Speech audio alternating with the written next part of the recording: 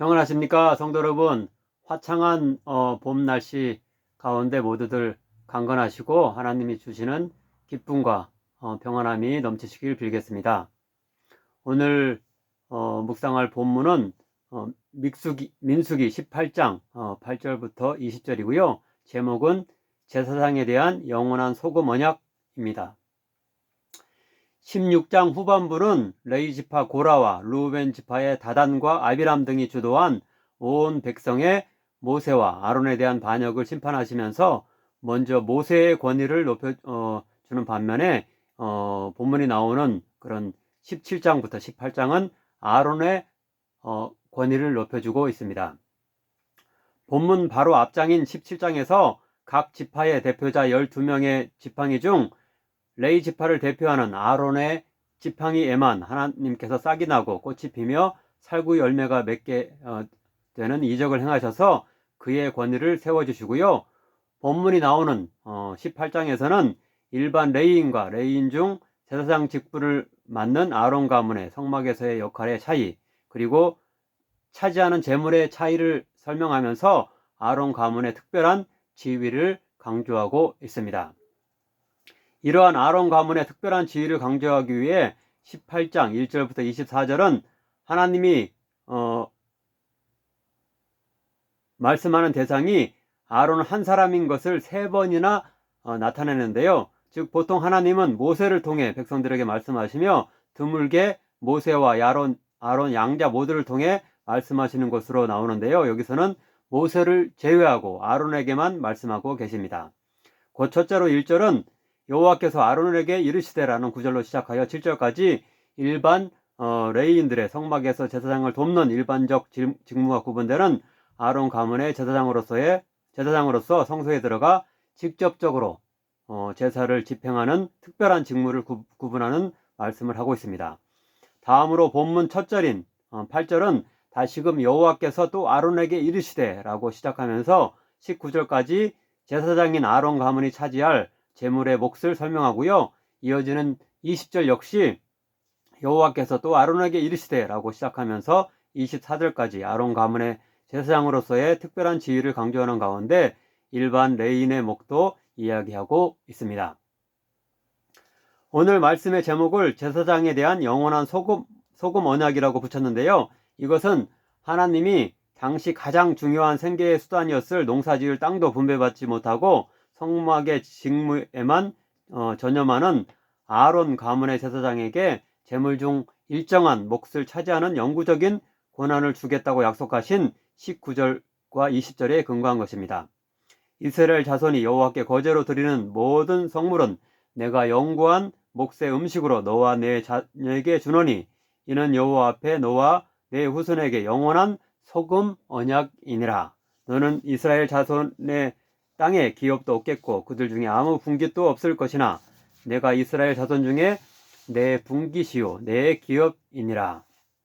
이제 본문을 차례로 따라가며 하나님께서 제사장으로서의 성직을 담당한 아론 가문의 생계를 어떻게 책임지겠다고 약속하시는지 살펴보도록 하겠습니다.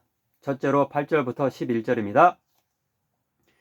여기서는 레위기 6장 7장에 나오는 제물 중 제사장의 몫에 대한 규정을 간단히 요약하며 재확인시켜 줍니다. 즉 5대 제사, 곧 번제와 소제, 속제제와 속건제와 화목제 중 번제의 경우는 가죽을 제외하고 모두 태우기 때문에 여기서는 제사장의 몫의 음식으로 나오지 않고요. 나머지 4가지 제사의 제물 중 제사장의 몫을 이야기합니다. 곧 구절을 보면 소제와 속제제와 속건제의 제물 중 태우지 않은 부분, 곧 고운 가루 한 움큼 혹은 기름과 콩팥을 제외한 것은 모두 제사장의 몫이 되고요. 또한 11절을 보면 거제물과 요제물, 곧 화목제로 드리는 제물 중 위로 들어 올리는 방식으로 바치는 것을 이렇게 거제라고 하는데 그런 거제물인 동물의 오른쪽 뒷다리 부위, 그리고 이렇게 흔드는 방식으로 바치는 그 제물을 요제라고 하는데 그렇게 요제물로 바치는 동물의 가슴 부위가 제사장의 몫이 되도록 규정하고 있습니다. 이 4가지 제사의 제물에 대해 아론 가문의 제사장이 권리를 지녔음을 강조하기 위해 8절과 11절은 그들의 영구한 몫의 음식이라고 반복하여 말씀하고 있습니다. 이것은 레위기 6장 18절과 7장 34절, 36절이 그것을 제사장의 영원한 소득이라고 표현한 것과 같은 말이라고 할 수 있습니다. 하지만 레위기와 약간 다른 점은 레위기에서 소제와 속죄제와 속건제의 제물 중 남은 부분은 제사장인 남자들만 성막에서 먹을 수 있다고 규정한 반면 화목제물에 대해서는 그런 설명이 없는데요. 여기서는 더 명확하게 화목제물은 남자 제사장이 집에 가져가서 자신의 가족과 함께 먹을 수 있다고 설명하고 있습니다. 즉 10절에서 다른 새 제물에 대해 이는 내게 성물인즉 남자들이 다 먹을지니라 라고 말씀하는 반면 11절에서 화목제물에 대해서는 내가 너와 내 자녀에게 영구한 몫의 음식으로 주었은즉 내 집에 정결한 자마다 먹을 것이니라 라고 말씀하면서 가족들에게 가져갈 수 있음을 시사하고 있습니다. 두 번째로 12절부터 18절입니다. 여기서는 제사장의 권리를 보다 확대하여 레위기에 규정된 제사들의 제물의 일부뿐만 아니라 추가적으로 농산물의 첫 소산 그리고 가축과 사람의 첫 태생도 제사장의 몫이 된다고 규정합니다. 먼저 12절부터 13절은 농산물의 첫 소산은 하나님께 드려져야 할 것으로서 제사장과 그 가족이 차지할 것이라고 말합니다. 그들이 여호와께 드리는 첫 소산 곧 제일 좋은 기름과 제일 좋은 포도주와 곡식을 내게 주었은즉 그들이 여호와께 드리는 그 땅에 처음 익은 모든 열매는 내 것이니 내 집에서 정결한 자마다 먹을 것이라. 다음으로 14절부터 16절은 사람과 부정한 짐승의 경우는 그 첫 태생을 직접 바치는 것을 대신하여 그 값을 지불해야 하는데 사람의 경우는 그 장자에 대해 은 5세겔을 내야 하며 바로 그것은 제사장의 몫이 된다고 말씀하고 있습니다.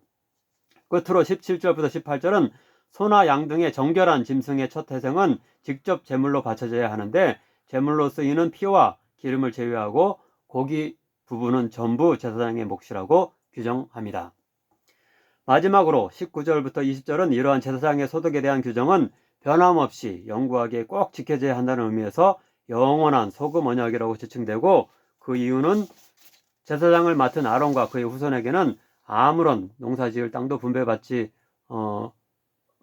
않으므로 하나님께서 그분께 바쳐지는 제물을 통해 그 생계를 직접 책임져 주시기 때문이라고 설명해 줍니다. 20절입니다. 여호와께서 또 아론에게 이르시되 너는 이스라엘 자손의 땅에 기업도 없겠고 그들 중에 아무 분깃도 없을 것이나 내가 이스라엘 자손 중에 내 분깃이요 내 기업이니라. 오늘날 개신교회는 베드로전서 2장 9절 등에 근거하여 모든 성도가 제사장의 직분을 맡은 것으로 여겨 성직자를 통해서가 아니라도 직접 기도할 수 있으며 직접 죄사함을 받을 수 있다고 생각합니다. 또한 많은 개신교 성직자들이 생계를 위해 일반 직업을 겸직하고 있습니다. 따라서 본문의 제사장을 현재의 성직자와 같은 위치라고 말할 수 없을 것입니다. 그렇지만 신약 성경에서 사도 바울은 성도들에게 부담이 되지 않기 위해 천막을 만드는 일을 하면서 자비량 선교를 했으면서도 다른 한편으로는 고린도전서 9장 그리고 갈라디아서 6장 6절 등에서 복음을 전하는 자가 보수를 받을 권리가 있으며 성도들은 말씀을 가르치는 자와 모든 좋은 것을 함께 나눠야 한다고 말씀하고 있습니다. 결론적으로 성직자와 성도 양자 모두 서로를 배려하여 경제적 부담을 덜어주려고 노력하며 최선을 다해 나눠주려고 해야 할 것입니다. 기도하겠습니다. 사랑의 하나님, 구약의 제사장에게 기업을 주지 않는 대신 재물의 일부와 농산물의 첫 소산과 가축과 사람의 첫 태생에 대한 보수의 권리가 있게 하겠다는 약속에 대해 알게 하시니 감사드립니다. 오늘날 성도의 급격한 감소와 성직자의 무분별한 배출, 소수 대형 교회들의 독점 현상 등으로 인하여서 다수의 성직자와 그 가족의 생활이 어려움 가운데 있습니다. 성직자 개인적으로도 성도의 부담을 덜어주기 위한 노력을 할 뿐만 아니라 성도들 그리고 가용자원이 더 많은 교회들이 합심하여 모든 성직자의 최소한의 생계를 책임져 줄 수 있는 자세를 가지며 방안을 마련할 수 있도록 은혜 허락하여 주옵소서. 자신의 재물과 시간을 아낌없이 드리며 교회와 선교, 봉사 활동 등에 헌신하는 모든 성직자와 성도들의 삶을 지켜주시고 무엇보다 하나님 본인이 공급자가 되어주시길 간절히 바라고 원하옵나이다. 예수님의 이름으로 기도하옵나이다. 아멘.